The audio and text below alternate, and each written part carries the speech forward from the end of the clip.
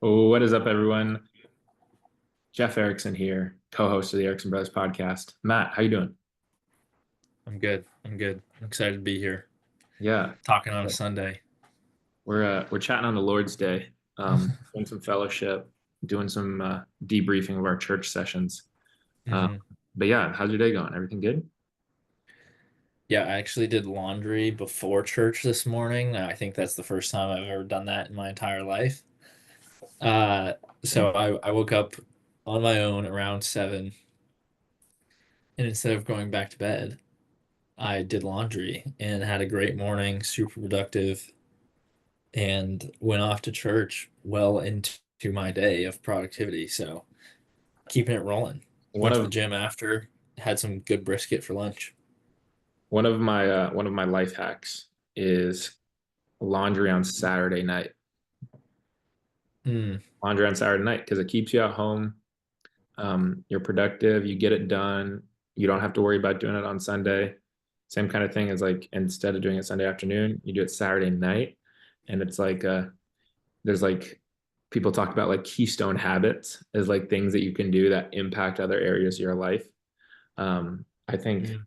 I think laundry on a Saturday night could be a keystone habit of mine in the future. Still, jury's still out on that one.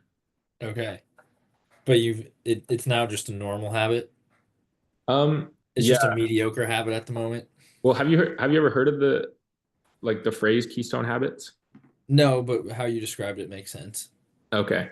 Like, yeah, exactly. Like working out, for example, because through working out, it impacts, you're going to eat healthier, you're going to sleep better, it's like it impacts a lot of different areas of your life. So, Yeah. um, yeah, but talked about in the book Atomic Habits. So, yeah, pretty cool. Yeah, I think that one for me that's new uh is doing long runs on Saturday morning. Mm, Um so it kind of like my entire week really revolves around training, or I guess my entire like physical training and week revolves around marathon training, and a big part of that is the long runs on Saturday. So I'm currently not drinking, and I'm currently prioritizing sleep and my diet. And the I guess the most immediate effects are Friday night, I'm getting to bed early, and I'm definitely not drinking on Friday. And then I'm getting up early to run and doing that Saturday. And then I'm pretty much tired Saturday night from running like 10, 13, 16, 17 miles, that I end up going to bed early on Saturday night too. Uh, so it's affected my decisions like around that, and it's made me healthier.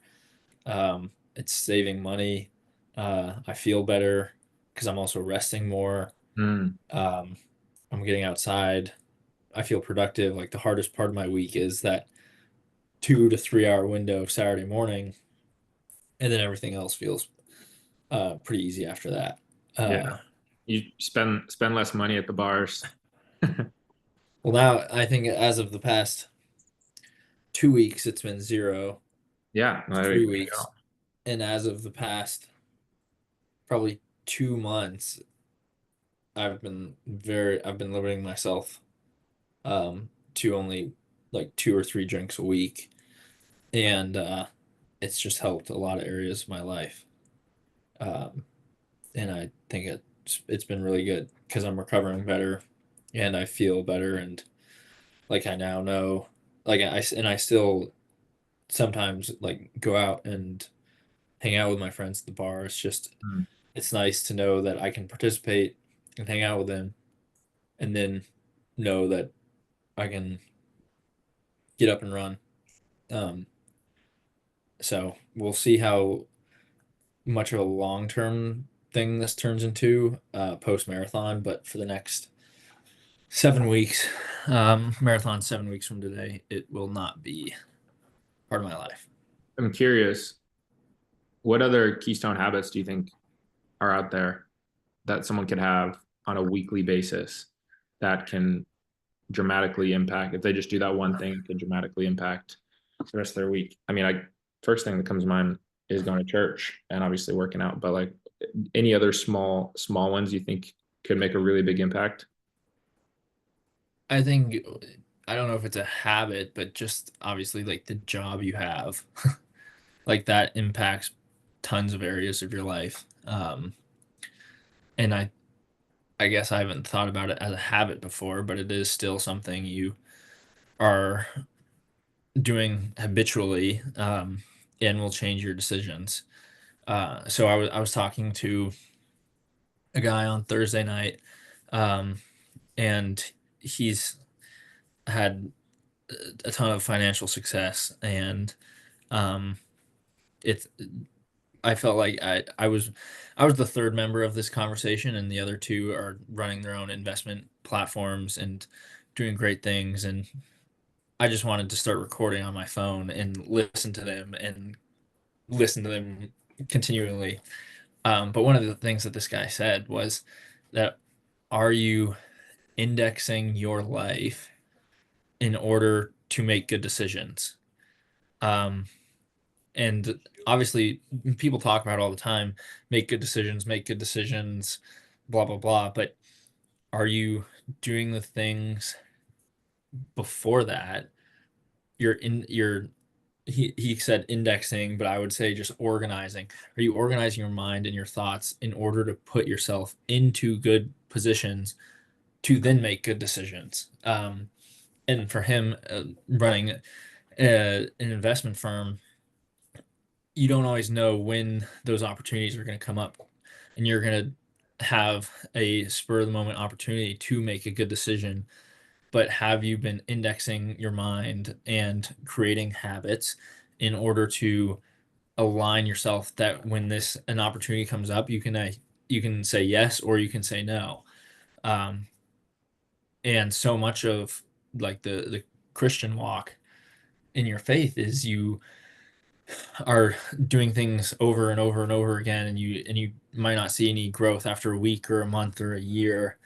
um, and it's kind of like investing too, where you don't Mm. see any growth, and um, and then after 10 years, 20 years, 30 years, you can look back and say, oh wow, that was really transformative for my life, or really transformative for the company I'm running. And it comes down to indexing your daily life to put yourself in the right mindset to make good decisions when those opportunities come about. Does it is it just so I'm understanding right? Is it like making the decision before it actually comes up? Or is it putting yourself in a specific environment to where it's like you're not going to be tempted to do things you shouldn't do? I think it's both. I think it's getting yourself, preparing your mind for opportunities, because you don't know, like, you don't in life, you don't know automatically if things in the future you need to say yes or no to. It's going to be Mm. spur of the moment. Like, you need to use your best judgment, um, and make good decisions. Like the classic example is like a parent telling their kid to make good decisions, but that's really like square three or four, when square one is, hey, are we doing the things we need to do, that our mind is in the right place, to make those decisions? So, um, for on a secular level, like for him, it's being informed, it's reading the news, it's paying attention to what people are doing and what people are saying. Um, and then for him personally, it's reading the Bible and making sure that he's like close with God, to where something comes up, he knows how to act. And he's oriented his life to which that decision is not, um he's made steps one, two, and three correctly, so step four Mhm. is a lot easier, instead of just jumping in with this huge decision and not knowing how to act. Does that make sense? Yeah, no, it does. It's like once the first domino falls, it's like the next are easier. Or Right. like, Right. But like, I think for me in my life, I've said like, oh, I think that like big part of where I am now is like my ability to make good decisions, but that's not square one. Like that's square 10 or 100, right? Yeah. Um, like you can't like, and then it goes the other way too. You can't blame somebody for making a bad decision on at when they're 25 when they have not been aligning who they are to what they should be doing the previous X number of days, weeks, months, years. Yeah.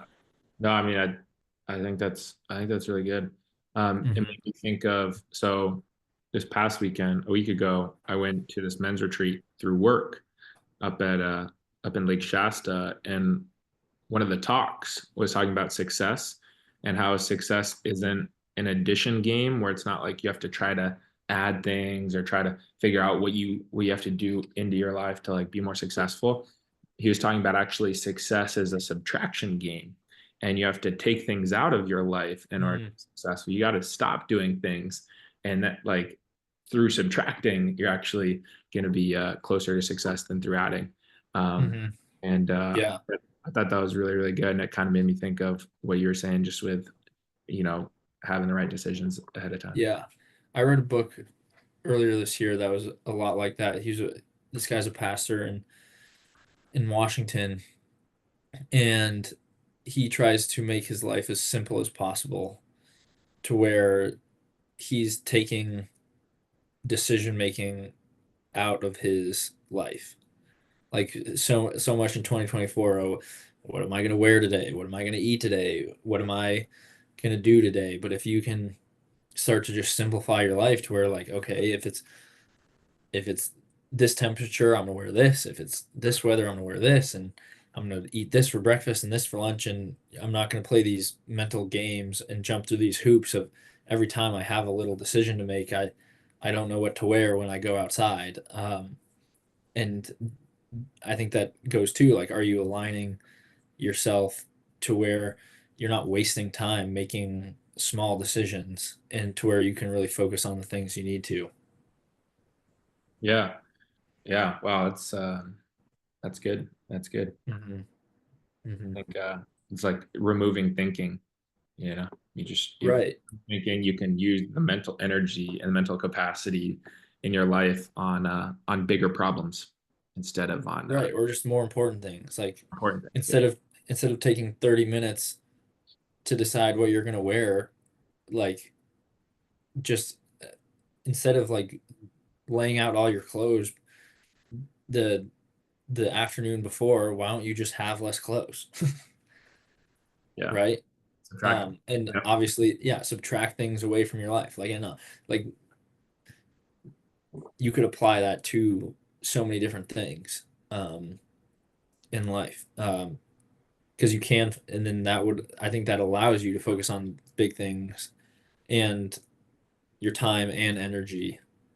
So one of the things that this guy also said on Thursday was that he's just constantly looking for ways how to be different. Um, and whether that's for him like finding unaccessed areas of capital or um, looking at the world a certain way, like when everybody goes right, he has found that going right is oftentimes like the wrong thing to do. It's if everybody's going right, he's gone left. And he's really like developed his mind to be a contrarian thinker of saying, okay, if everybody's going to do it this way, why are we doing it this way? Why don't we just think about it differently? So his example was private equity. And in private equity, the timing is so important to when you buy and sell a business. You buy a company, you need to buy it at the right time at year zero, right? You need to get a good purchase price. It needs to meet your return model, and then you need to sell it at year three, year four, year five, and the timing needs to work out. And that really changes incentives in terms of like doing what's best for the company and for the people. So he's like, okay, let's create this model where instead of trying to return funds to limited partners every 5 years, let's and that way you have a timing issue in the traditional private equity model, and you have a capital issue to where capital is only coming in when you fundraise, and it's not, and then it needs to exit within a certain time in order to meet the LP's rate of return requirements, right? It's like, okay, what if we just had a constant pool of capital coming in and invested out of that and just built good companies from that, and therefore we don't need to worry about like trying to like game this separate game of when to buy a company and when to sell a company. Let's just focus on having good companies, growing them, and seeing what we can do with them, and completely changing incentives for all parties and all stakeholders involved. Um, it's it's just really interesting to think about, because at the end of the day, like the private equity model for him, like he's still buying companies, growing them, making good decisions, investing, doing all these things. He just doesn't have 10 to 15 limited partners above him telling him, you need to sell, I need to get my money back, I need to make my 20% a year, blah blah blah. Cool. So Cool. Well, yeah. you gotta can't follow the herd and expect to get, it can't be normal and expect to get abnormal results. It's like Right. definition of being exceptional. You got to be Mm-hmm. exception. Mm-hmm. Mm-hmm. Um, So I mean, that sounds like a good guy to learn from. yeah. Yeah. That's for sure. Yeah, he's a Did you good. ask him if he's hiring? Um, no. You like, what's up? uh, yeah, he hired me to help run his Bible study, so doing that. Um, so that'll start this fall too, which I'm excited about. Well, got Um, the foot in the door, so call it good. what? You got What? you got your foot in the door. Yeah, I mean, he's just a good guy to be around. But yeah, so I guess the question for you is, where in your life can you be a better contrarian thinker and do things differently than everybody else? Yeah, well, by default, the business that I'm in, um, I mean, it's geared to be a contrarian thinker because I'm not paid based on hours and it's not like a set pay. I get paid based on the value that I bring, and I get paid based on um, what I'm able to create in the marketplace. And you have to be a contrarian thinker when you're like that because, like nobody tells me I didn't show up for work today, or nobody says, hey, you weren't at the office today. Like I don't have anyone that's um, you know, like looking at how much I work or how much time I spend, or like holding me accountable to different things like that, that then dictate my pay. It's like I got to hold myself accountable, and I kind of have to be my own boss, and I have to, if I want to make more money, it's on me. So by like that, by the rules that I play in business, I have to be a contrarian thinker that way. Um, so I'd say that's number one. Number two, contrarian thinker. I don't think many people work out. I don't think really many people value their health. That's something that I would say. I know that's things that are important to us. I would say that just simply going to the gym 5 days a week makes me a contrarian thinker. Would you say that falls into that category? Uh, Just simply working out. I don't know. I feel like living in New York, everybody works out. Like I, running you're running in Central Park yesterday, it's like it's a constant stream of ants going in a circle for hours and hours. just cattle. Um, Yeah, just cattle. Like no, like I think to myself, like, have I ever had an original thought ever to be? just like a cog in the wheel. Yeah, I'm just like, if I wasn't running right here at Central Park at this time, somebody else would be running right here at Central Park at this time. So I, I, Um, I think going back to what I was saying, I think simply working out can make you a contrarian thinker because most people don't do that. I think simply going to church can make you a contrarian thinker because the world doesn't. Um, I think the way Kayla and I's relationship and how we're engaged, but we both have separate houses and we don't live together. And, um, you know, we're waiting to live together until we're married. I think that makes us a contrarian thinkers, just in regards to our relationship. So, Mm-hmm. um, yeah, more like the macro stuff instead of like micro decisions, more of like macro, if that makes sense. Mm-hmm. Yeah, that makes sense. I think too, it's important to remember that like putting, and I'm not saying of you personally, but maybe this is true of myself at sometimes, like thinking like just because I'm doing something differently, am I truly believing differently, or am I just following a playbook and putting on a face? Um, like, am I doing this because I'm afraid that somebody's gonna think poorly of me, or am I doing it because this is who I really am and this is what I want to believe? Yeah. Um, and like it's more of like a, I guess for the church example specifically, like is your going to church a response of what you believe, or are you doing it because of some duty or obligation that you think you have? Um, I think that's an important distinction.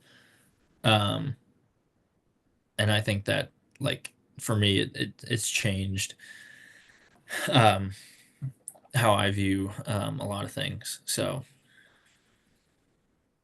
Yeah. And I mean, that's a really good point. And I don't know. I was trying to challenge myself. I was like, if it is an obligation, who would it be an obligation to? And I don't know. We both once we graduated high school, we both moved across the U.S. to basically join a brand new community all by ourselves, mhm, do a brand new thing outside of our what we've known our mhm. whole life. So I think I would have changed more, and I didn't. I don't know. I don't know if I'm explaining this the way that the question is phrased, but I think if I would have had an obligation to let's just say our parents, um, I would have changed who I was, and I don't. I like who I am is who I am. If that makes sense. Mhm. And Okay. you can tell who somebody is based on what they do. Yeah, I think over a long periods of time, definitely. I think, but in the shortened version, um, people will be able to put on a face. And I think like in the Bible, it describes that like you will be identified as a follower by your fruit. Mhm. Um, and like Yeah, patience, love, joy, humility, kindness, um, joyfulness, self control. self control, like all these things. So yeah, yeah, I think that's a good like you can just yeah. I think for me, I think I pay more attention to the character over the action. Hmm. So I think a character it can be like character will dictate action, but without like I guess I just maybe I'm just more of a skeptic of who people are. Yeah, Um, but yeah, yeah, I'm looking at your background. I see a lot of papers on the wall off to your left hand side. Um, yeah. tell me about your background. Uh, these are um all my runs that I need to do before the marathon. All right, when's the marathon? November 3rd. So as of today, we are 7 weeks out. Um, so after every run, I highlight it, write down time, pace, distance, and average heart rate. Okay. And you're tracking that on Whoop and Strava. Whoop and Strava. I realize I kind of have like a little bit of a New York City vibe here going. Yeah, This it's good. It's this yellow tree and New York's about to look like that in probably a month. yeah, I was trying to see if there's the plaza. I don't think any of those have a plaza. Uh, the one off to the left might be. I feel like that's like where the plaza would be though. Because isn't there like a lake and then like it go I don't know. It could be an old picture too. Central Park is huge. Oh, that could be. I'll I let you. think this is looking southeast. Well, that's the Empire State, right? The top. Right. I think that building off to the left is the plaza. Okay. That one in front. Yeah. And this is kind of cool. This is like a little like concert venue. I don't know if you can see that. Oh, no, I can't. Yeah, it's anyway. Um, yeah, that's the one Mhm. New York thing I have. And it just happens to be them talking to you and you're the one in New York. But anyway, so getting ready for the marathon, what are your emotions? What are your thoughts around the marathon? Why are you doing it? How do you see it? Kind of give me the overview of everything. Uh, Emotions are, it's exciting right now because it's good to see my body respond to the training. Um, that respond to the rest and the training and the diet and everything. Um, and I'm doing it because just there wasn't a whole lot of motivation for me to push myself in the weight room, given there was no end competition or Mm. game or goal. It was just It constant practice. wasn't finite. Yeah. Right. Or like it's just constant practice, constant practice. Um, and I'm not going to do a weightlifting competition. Um, and I think the marathon is a good way to one, like, stay healthy. I do have that end goal in mind, which keeps me accountable. It's a good way to see the city. I've ran some pretty cool places so far. Um, and yeah, I've never done one. A lot of people in New York do it. So, Yeah.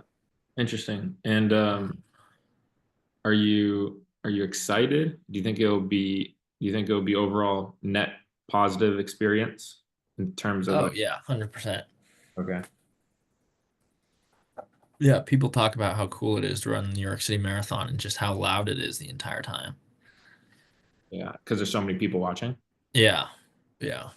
So I've watched it the past 2 years, and I've thought how cool it would be to um, do it myself. So, Yeah. Is your mhm. goal to try to qualify for anything or what do you see? What's the next challenge after New York City? Half Ironman in 2025. Half Ironman. Cool. Cool. It's Yeah, probably gonna be similar, I'd imagine, in terms of cardio to a marathon. yeah. Maybe, I mean, maybe I've even been biking a lot. I've been biking probably 2 or 3 days a week for the past 2 years. So I think it'll be an easy transition. Just got to make sure I get the laps in the pool. yeah. Well, it's only a mile, so you should be fine. You could probably do that right now. It's, I mean, the point's not to be able to do it. The point is to be able to succeed in doing it and do it with ease and at a high level. Compete. Exactly. Exactly. So, Yeah. You were yeah. mentioning one thing is like the finite, like having like a competition. Um, because I don't like I look at a lot of things that I do in my life as like more of like the infinite. game. Like the goal is to be healthy, Hmm. the goal is to grow in my faith, the goal is to stay in business and grow my income. And like a lot of the games that I play in life are more of like just try to progress, and it's not like a, it's not like a stop. Hmm. And I almost think having these like finite challenges in the infinite grand scheme of things can help with like, I don't know, help spice it up or help, I don't know, bring more excitement. Like what do you think? Uh, I mean, I agree. I mean, I think the infinite game is important, but I think the for me the it's in order to reach that infinite in order to reach like farther in that infinite game, I need incremental goals Yeah. that are finite. Um, Yeah. so Um, I think that that's that's important. Because like I think playing infinite games, like you can get like the measurability can sometimes get lost, but that is important. Um, the progress is important, and that's progress is finite. So I say that's the main motivation, and like I said, like the end goal is not a marathon. Like this is just a yeah.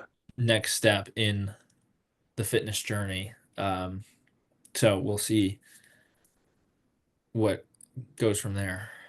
Yeah. I need to be more intentional about more finite games in my life because I have a lot of finite games in business as I like there's competitions and there's like, monthly numbers and everything that I'm trying to strive for, but Hmm. I don't really have a finite game in fitness. And I honestly don't really have like a finite thing in my faith either in regards to like, here's a 12-week Bible study or like, Mm, here's a, I don't know, like a goal to read I don't know, the New Testament in 3 months or whatever. Um, I don't think I have enough finite games to keep the hunt like just yeah, to stay in the hunt or like to stay intense yeah. about little You got things. to push. Yeah, you got to Like put they're even though it's an infinite game, you do need to have urgency. the sprint. Or not the sprint, it's just like intentionality with each step. Yeah, because sometimes when you just think so long term, and you just think like, oh, like I'm doing this until I'm 80, you can kind of like almost cool it and be like, like let me just be casual with everything. Yeah. That's not. Right. Right. I think yeah, the phrase that I've liked recently is just push patiently. Yeah, yeah, the aggressive patience. Yeah, I got to think more about that. I'm gonna do Hmm. that. So how about next week when we hop on, you have one thing that's finite goals in your life, new finite goals. Yeah, I want a weightlifting goal. I did the carnivore Right. I did the carnivore diet 3 weeks ago, and that was good. And I have a weight goal. I want to get down to 215. I'm at 225 right now. And Hmm. I was at 240. So I was at 240 about a month ago. And I did the carnivore. I lost 15 pounds in 15 days, just simply not eating bread and pasta, which is good. But my goal is 215 because I think I would look shredded at 215. And I think I'd cut out a little bit of extra weight that's keeping me from not looking shredded. So it took you 15 days to go from 240. 225 to 2 or to from 240 to 225. So it's probably going to take you And then I plateaued. And then like I kept doing what I was doing and I just plateaued. right because I mean that's a great lesson. It's like you can't do the same thing and expect different results. Like I think when I was training for baseball, the same weights, the same things that I was doing that got me from 85 to 90 were not going to work when I went from 90 to 95. Um, I think like on a broad level, the same principle still applied, but if I'm throwing the same, if I have the same mechanics and I do the same drills, and like that might have worked at 90, but it's not going to work at 95. So for you, like the same thing that got you from 240 to 225 might not get you from 225 to 215. Cool. And like, yeah, I think that applies to lots of things. Like, I guess the same things that get you in banking and finance and financial services, like the same practices that make you a good analyst to a good associate are not the same things that you need to be doing in order to become a good associate to a VP or VP to MD, whatever it is. Like the skill, like what's needed becomes different. And that doesn't mean you can skip those steps, but what's needed is different at each level. Yeah. In my business, we always talk about how like you can get up to 100K in income or 200K in income simply just off of your closing ability and simply just off of like selling retirement accounts and life insurance. But if you want to start getting from like the 200 to like the 500 range or the 200 to like $1 million range, you got to learn how to train. You got to learn how to market. You have to learn how to mobilize people. You got to learn how to throw events. And there's like all these like other skill sets that you have to learn in business to scale up your income. And I just, after hearing what you were saying on the company side, it applies probably at every single level. Is like you can have constant growth, but you're not going to be able to break through that next barrier without changing something. Mm-hmm. Mm-hmm. Yeah, I think that's a good way to close off for the night. Yeah. Well, any if someone end us with this, if somebody wants to do the marathon, what are some starting tips for somebody that wants to do a marathon or somebody that wants to become a better runner? End us here with some tips. Start running. Period. Put on your shoes. Put on your shoes and run. Like, yeah. Like What what, shoe, what shoes are you wearing? right now I'm wearing no shoes. Like what's the shoe of New choice? New Balance 1080s. New Balance 1080s. All right. Um, but I think an Olympian had the quote recently. It's like, oh, how did you like after he was a shot putter or javelin thrower in the Olympics in Paris, and somebody asked him like, how did you get so good at shot putting? We'll say it was that shot putting, like after 20 or 30 years of training, what was your secret? And he says, well, I did shot put for 20 or 30 years. Like, it's like, how do you get good at being how do you get good at throwing hard? You throw hard. Yeah. like, like there's no, I think, and I think on as I feel like I've used like a lot of like small examples to highlight bigger points, but the bigger point in this one is there's no skipping steps. Like there's no secret sauce to running a marathon. Like there's like you just have to do it. Um, No shortcuts. yeah. Maybe there is a shortcut in the New York City Marathon. Yeah. So maybe this is all maybe it's a Mario Kart race. I can get shot out of a cannon. You like can go underneath the lake or something. Yeah. Yeah. I don't know. But anyway, that's what we got. Everyone else, enjoy your day. Start working on your Keystone habits and start growing every single area of your life. That's what we're here to do. And Matt, Yeah. I'll If chat you with want to you. start if you want to start doing something, start doing it. And that's how we're running a top 1% podcast right now. We're legit.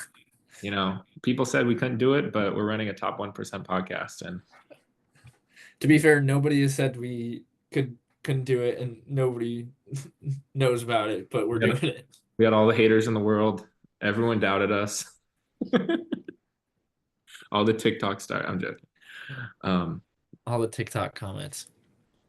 anyway, enjoy the rest of your Sunday, and You as well, sir. we'll chat next week. I got some homework. I gotta figure out what kind of finite games I'm gonna put into the infinite game of life. Fair enough. All right. Keep the main thing the main thing.